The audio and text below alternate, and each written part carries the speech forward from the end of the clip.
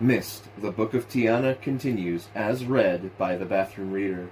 I am covering for the Plurality Report, who is hoping that there are no more postal strikes. Part 1 continued.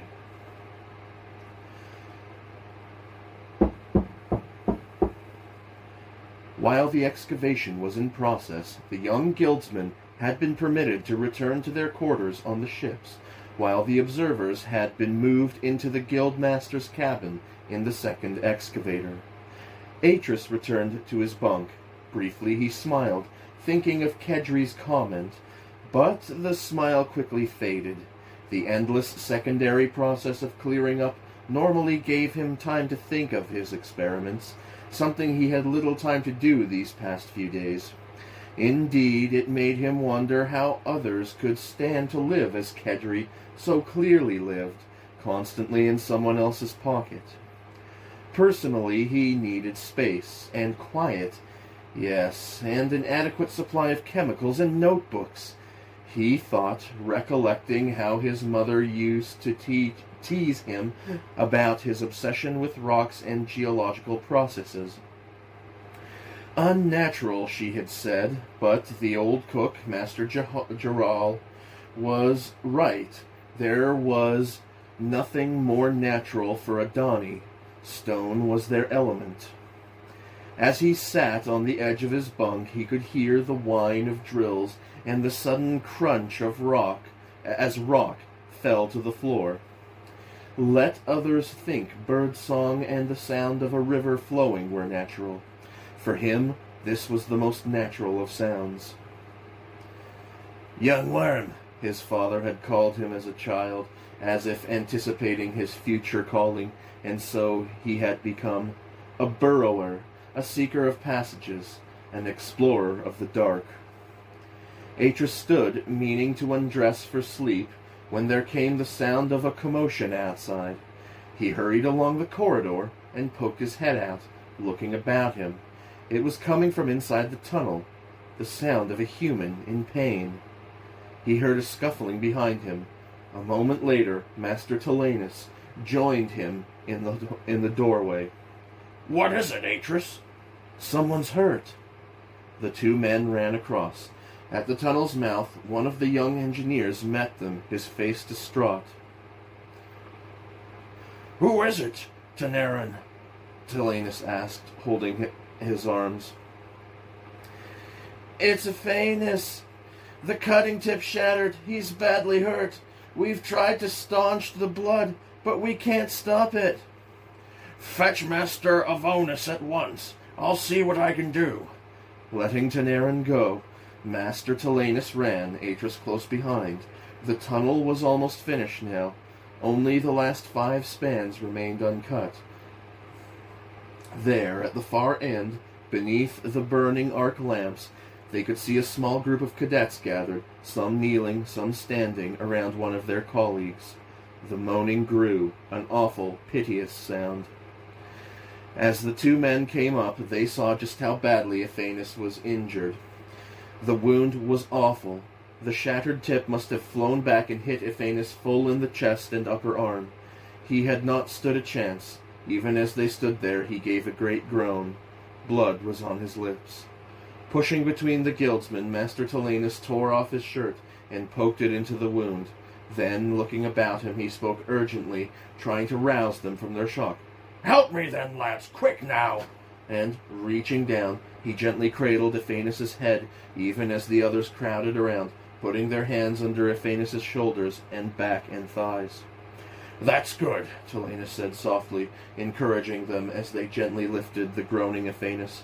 "Now let's get him back to the excavator. The sooner Master Avonis gets to look at him, the better."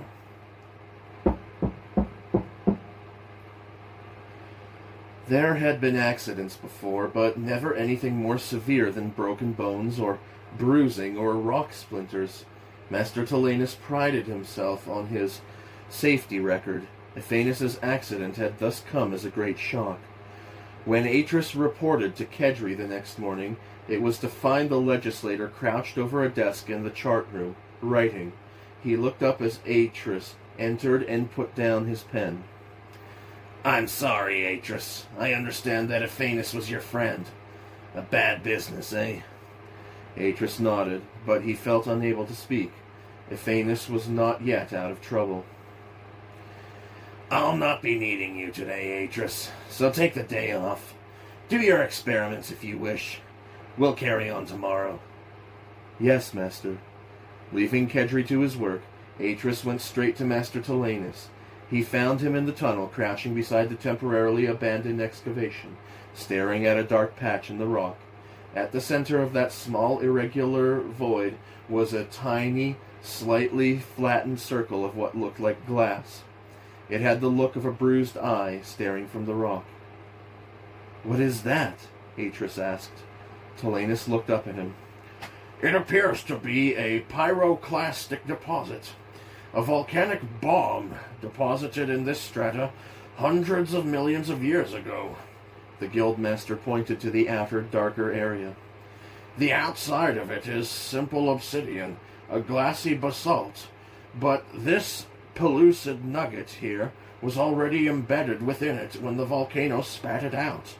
It looks and feels like diamond. Atris nodded. My guess, Tilanus continued,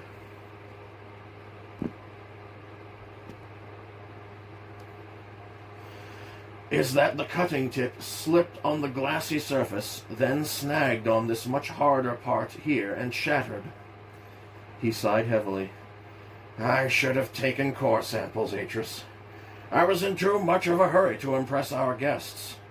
And now this has come of it. You cannot blame yourself, Guildmaster, Atris said. The bit must have been flawed anyway. One cannot foresee everything. No, Tilanus stood. He looked about him at the abandoned tools, his eyes, for the first time that Atris could recall, troubled by what he saw. If not me, then who, Atris? It is my job to ensure the safety of my crews, my responsibility, and no one else's. That if Ephanes is hurt is my fault. If I had done my job properly... Atris put out his hand to touch his master's arm, then withdrew it. In a sense, Tilanus was right. All of their patient checks and procedures were designed to avoid an event like this. He cleared his throat. Master Kedry says he does not need me today, Guildmaster. I came to be reassigned. Tilanus glanced at him, then made a vague gesture with his hand. Not now, Atris. We'll do no work today. But, Master... Not now. Atris packed a knapsack for the journey and set off, walking back down the nodes to where, almost 2 months before, they had drilled through a small cave system. Though they had labored long and hard in the rock, it took but an hour or so to reach his destination. For the first part, the way was fairly straightforward, zigzagging back and forth in the normal Donny way, but then it branched to the left where they had been forced to detour around an area of folds and faults. His way was dimly lit. Chemicals in the green-black coating of Donny rock gave off a faint luminescence bright enough to see in, but Atris had packed 2 lamps and a small canister of luminescent algae for when he left the Donny path. Coming to his destination, he rested briefly, seated on the rock ledge outside the circular door that led through into the cave system, and ate a brief meal. The sphere of this node had been peppered with openings, some tiny apertures barely large enough to poke one's hand into, others big enough to walk inside. One, the one he now sat outside, had been large enough to drive the excavator inside. Indeed, with Master Tilanus' permission, they had shored up the entrance and bored almost 50 spans into the rock, widening the passageway to give access to a large cavern that lay just beyond. But time had been pressing, and they had not had more than a day or two to explore the system before they had had to press on with their excavations. They had sealed the tunnel with a small gate, similar to those that linked the nodes to the lengths of Donny Tunnel. leaving the caverns for future investigation. Then they had sprayed the rest of the node with a smooth coating of Nara. Atris had made extensive notes of the cave system at the time. Now he had the chance to go back and resume his explorations. The thought of it cheered him as, finishing his meal, he stood, and, taking the protective helmet from his pack, he strapped it on and, slipping the sack onto his shoulder, walked over to the lock. It was a simple pressure lock. Turning the wheel, he could hear the air hiss out from the vent overhead. A moment later, a crack appeared down the very center of the door, and the two halves of it slid back into the surrounding collar. Inside was darkness. In a small cloth bag he carried in his pocket, he had a collection of fire marbles. Taking one from the bag, he opened the back of the lamp mounted on his helmet and popped it into the tiny space. Clicking it shut, he waited for a moment until the fire marble began to glow. After less than a minute, a clear, strong white radiance shone out from the lamp into the darkness, revealing the smooth, uncoated walls of rock within. Atris smiled, then stepped inside. Atris paused to spray a tiny arrow on the rock wall, pointing back the way he had come, then slipped the canister away and walked slowly on, counting each step, all the time turning his head from side to side, scanning the walls and floor ahead of him. After a moment he stopped again and took his notebook from his pocket, quickly marking down how many paces he had come, before checking his compass again to see if the tunnel had diverged from its slow descent. It was a narrow passageway, one they had not explored the first time he had been here. Overhead it tapered to a crack and seemed to go some way into the rock, but it was barely wide enough to walk down, and it was slowly narrowing. Up ahead, however, it seemed to emerge into a larger space, a small cavern perhaps, and so he persevered, hoping he might squeeze through and investigate. The rock was silent. There were no water flows here, no steady drip from unseen heights, only the absence of sound. He was the intruder here, the noise of his own breathing loud in his ears. It was warm in the rock, and he felt no fear. Since he'd been a child and his father had first taken him deep inside the rock, he had felt no fear. What he felt, if anything, was a tiny thrill of anticipation. There was hidden beauty in the rock. Locked deep within the earth were caverns of such delicate, shimmering beauty that to step out into them was a joy beyond all measuring. Taking his sack from his shoulders, he dropped it softly onto the floor of the passage, then turned and began to squeeze into the narrow space. Breathing in, he found he could just slip through. He turned, then grabbed hold of the rock beside him. Just below him, the rock fell away into a narrow chasm. To his left, it climbed to meet a solid wall of rock. But to his right, Atris grinned. To his right, just beyond the gap, the cavern opened out. Points of shimmering crystal seemed to wink back at him as he turned his head. The roof of the cavern was low, but the cave itself went back some way, a huge pillar-like outcrop of rock concealing what lay at the far end. Atris turned and, squeezing back through, retrieved his sack. By the timer on his wrist, he had been gone from the base node almost 3 hours, but there was still plenty of time. Securing the strap of the sack about his wrist, he edged through the gap again, standing on the lip of the entrance hole. The gap seemed deep, but he could jump it at a stride. The trouble would be getting back, as the floor of the cave was much lower than where he stood. It would not be so easy leaping up onto this edge.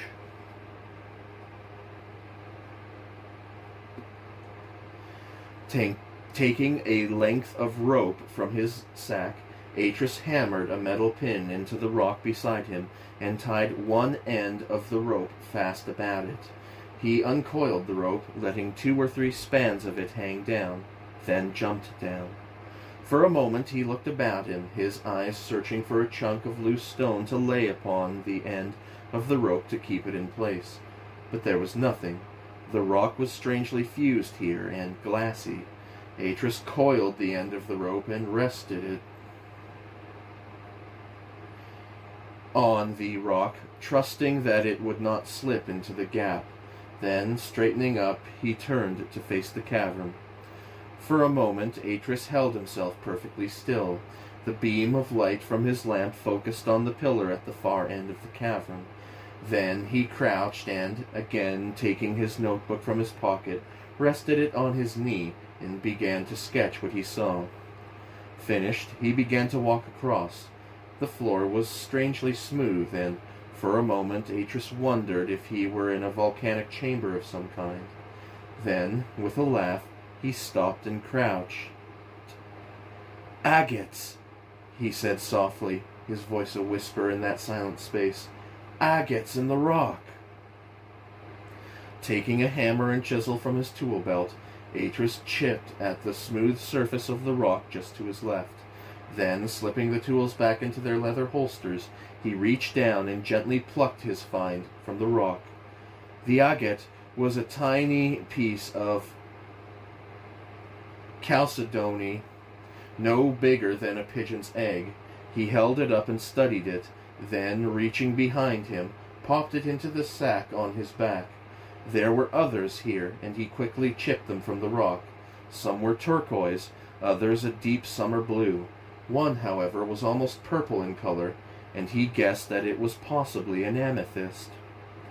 Atris smiled broadly, then stood once more. Such agates were hypabyssal, small intrusive bodies from deep in the earth's crust that had been thrust up with the lava flow to cool at these shallow depths. In a sense, they were no more than bubbles in the lava flow, bubbles that had been filled with heated groundwater. Long eons had passed, and this was the form they had taken. Polished, they would look magnificent. Atris began to walk toward the distant pillar of rock. But he had taken no more than 2 paces when the floor beneath him began to tremble. At first he thought they had perhaps begun drilling again, for the source of the vibration seemed quite distant. But then he recalled what Master Tolanus had said. "We'll do no work today." As if to emphasize the point, the ground shuddered. There was a deep rumbling in the rock. He could hear rock falling in the passage behind him. Atris walked across. If the passage collapsed, he would be trapped here, and it might be days before anyone knew where he was. He had told no one that he was off exploring. The rope, at least, was still there where he had left it. He swung across and pulled himself up onto the ledge. There was the faintest trembling in the rock. A trickle of dust fell from a crack above him. He looked up, as if there was to be a proper quake, that rock would come down. Calming himself, Atris squeezed through the gap and began to walk back along the narrow rock passage. He was halfway along when the rock shook violently. There was a crashing up ahead of him. Dust was in his mouth suddenly, but the passage remained unblocked. He kept walking, picking up his pace. The luminous arrows he had left to mark his way shone out, showing him the direction back to the node. Coming to one of the smaller caverns near the node, he found his way blocked for the first time. A fall of rock filled the end of the cavern, but he remembered that there was another way around through a narrow borehole. Atris went back down the tunnel he'd been following until he found it, then crawled through on his hands and knees, his head down, the sack pushed before him. There was a slight drop on the other side. Atris wormed his way around and dangled his feet over the edge. He was about to drop when he turned and looked. The slight drop had become a fall of 3 spans, almost 40 feet. Hanging on tightly, he turned his head, trying to see if there was another way out. But there wasn't. He would have to climb down the face using metal pins for footholds. It took him a long time, but eventually he was down. Now he only had to get back up again. He could see where the tunnel began again, but it was quite a climb, the last 2 spans of it vertical. There was nothing he could do. He would have to dig handholds in the rock face with a hammer. The ascent was slow. Twice the ground shook and almost threw him down into the pit out of which he was climbing, but he clung on until things were quiet again. Eventually he clambered up into the tunnel. If he was right, there was at most 50 spans from the gate. Half running, he hurried down the tunnel. Here was the tiny cavern they had called the pantry. Here the one they'd call the steps. With a feeling of great relief, he ducked under the great slab of stone that marked the beginning of the cave system and out into the dawny borehole. Glancing along the tunnel, Atris could see at once that it had been badly damaged. The sides had been smooth and perfectly symmetrical. Now there were dark cracks all along it, and huge chunks of rock had fallen from the ceiling and now rested on the tunnel's floor. Ignoring the feeling in the pit of his stomach, Atris walked slowly on. He could see that the gate was closed. It would have closed as soon as the first tremor registered in its sensors. All the gates along the line in every node would be closed. If he could not open it, he would be trapped, as helpless as if he'd stayed in the cavern where he'd found the agates. There was a rarely used wheel in the center of the gate, an emergency pressure release. Bracing him against the huge metal door, Atris heaved the wheel around, praying that another tremor wouldn't come. At first, nothing. Then, the sound making him gasp with relief, there was a hiss of air and the door opened, its 2 halves sliding back into the collar of rock. Atris jumped through, knowing that at any moment another quake might come and force the doors to slam shut again. After the tunnel, the node was brightness itself. Atris blinked painfully, then turned to look back into the borehole. As he did, the whole of the ceiling at the end came crashing down. Dust billowed toward him. At the sudden noise, the sensors in the gate were activated, and the doors slammed shut, blocking out both noise and dust. Atris whistled to himself, then turned, looking about him. The walls of the great sphere in which he stood were untouched. It would take a major quake to affect the support walls, but both node gates were shut. He would have to wait until the tremors subsided. Atris sat and took his notebook from his pocket, beginning to write down all that had happened. It was important to make observations and write down everything, just in case there was something important among it all. Small tremors were quite common. They happened every month or so, but these were strong, much stronger, in fact, than anything he had ever encountered. He remembered the agates and got them out. For a while he studied them, lost in admiration. Then, with a cold and sudden clarity, he realized they were clues. This whole region was volcanic. Its history was volcanic.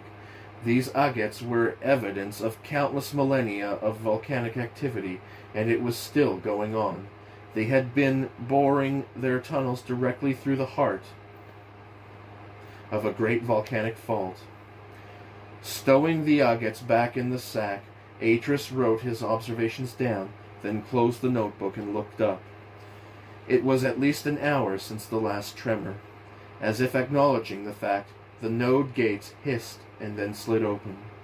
Atris stood, then picked up his sack and slung it over his shoulder. It was time to get back. As Atris stepped out from beneath the node gate, he frowned. The base camp was strangely silent. The 2 excavators remained where he had last seen them, but there was no sign of the frenetic activity he had expected after the quakes. It was as if the site had been abandoned. He walked across, a strange feeling in the pit of his stomach, then stopped, hearing noises from the tunnel, the faintest murmur of voices, like a ritual chant. Coming to the tunnel's entrance, he saw them, the whole company of both ships, lined up in ranks, together with the 4 observers, who stood off in a tiny group to one side. The assembly stood at the far end, where the accident had happened, their heads bowed. At once, Atris knew. This was a ceremony to mark Athanas's passage. He could hear the words drift back to him in Master Tolanus's clear and solemn tones. In rock he lived, in rock he rests. And as the words faded, so Master Tolanus lay the dead guildsman's hand upon the open linking book, moving back as the body shimmered in the air and vanished.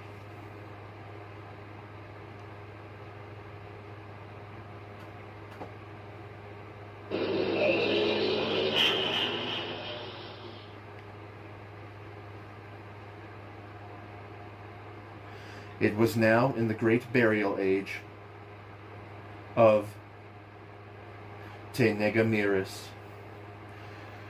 Atreus bowed his head, standing where he was in the tunnel's mouth, mouthing the words of the response along with the rest of the company. May Avo, the Maker, receive his soul. Everyone was silent again, marking Athanas's passage with respect. Then individual heads began to come up. Master Tolanus looked across. Seeing Atreus, he came across and, placing a hand on Atreus's arm, spoke to him softly. I'm sorry, Atreus. It happened very quickly. An adverse reaction to the medication. He was very weak. Atreus nodded, but the fact had not really sunk in. For a time in the tunnels, he had totally forgotten about his friend. Are you all right? I'm fine, Atreus answered. I went back to the cave system. There's a lot of damage there. The quakes. Tolanus nodded. Master Garan seems to think it is only a settling of the surrounding rock, but we need to make more soundings before we proceed. There may be some delays. Guildmaster Kedry will not be pleased. No, nor his fellows, but it cannot be helped. We must be certain it is nothing critical. Master Tolanus paused, then. It might mean that Master Kedry will require your services for slightly longer than anticipated, Atreus. Would that worry you? Master Tolanus had said nothing about Atreus, not letting anyone know where he had gone. That, Atreus knew, was his way, but Atreus felt guilty about the breach, and it was, perhaps, that guilt that made him bow his head and answer. No, Guildmaster. As Master Kedry climbed up into the messenger, he turned, looked back at Atreus, and smiled. Thank you, Atreus. I shall not forget your kindness. Atreus returned the smile. And I shall not forget to deliver your letter, Kedry added, patting the pocket of his tunic, where the letter lay. Thank you, Guildmaster. Kedry ducked inside. A moment later, the door hissed shut, and the turbines of the craft came to life. Atreus stepped back, rejoining the others, who had gathered to see off the observers. You did well, Atreus, Master Tolanus said quietly, coming alongside as the messenger turned and slowly edged into the tunnel, heading back to Dani. Yet I fear it was not enough, Atreus answered. Tolanus nodded, a small movement in his face indicating that he, too, expected little good to come of the observer's report. Unexpectedly, Master Kedry and his fellows had chosen not to wait for tunneling to recommence, deciding instead to return at once. All there read it as a clear sign that the four men had made up their minds about the expedition. Athanas's death, the quakes, these factors had clearly influenced that choice, had perhaps pushed them to a decision. Even so, the waiting would be hard. What shall we do, Guildmaster? Atreus asked, seeing how despondent Tolanus looked. Tolanus glanced at him, then shrugged. I suppose we shall keep on burrowing through the rock, until they tell us otherwise.